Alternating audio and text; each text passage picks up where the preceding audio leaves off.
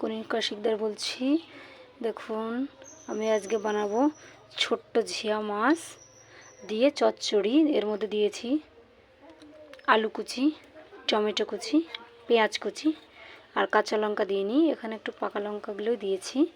দিয়ে এটাকে একসঙ্গে ভালো করে লবণ, হলুদ আর তেল দিয়ে ভালো করে দিয়ে দেবো সর্ষের তেল দিয়ে ভালো করে ম্যারিনেট করে নেব।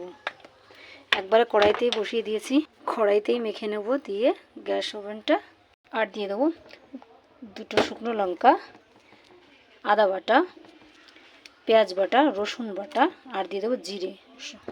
সব কিছু একসঙ্গে মিক্সচার করে নেব। মিক্সচার করে নিয়ে এসেছি, দিয়ে দেবো মিক্সারের বাটা মশলা। এর মধ্যে দিয়ে ভালো করে ম্যারিনেট করে গ্যাস ওভেনটা অন করে দেব। গ্যাস ওভেনটা অন করে দিয়েছি, একদম হালকা আছে রেখে দেবো।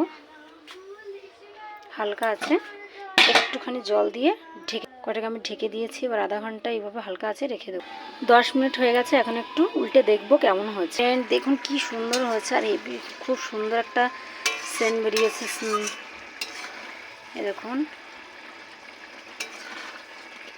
এবার এটাকে আবার ঢেকে দেবো।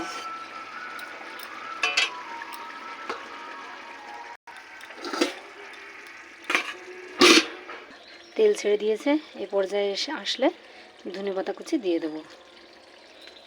হয়ে গেছে চুনো মাছের চচ্চড়িটা একদম রেডি। গরম ভাতের সঙ্গে সার্ভ করবেন।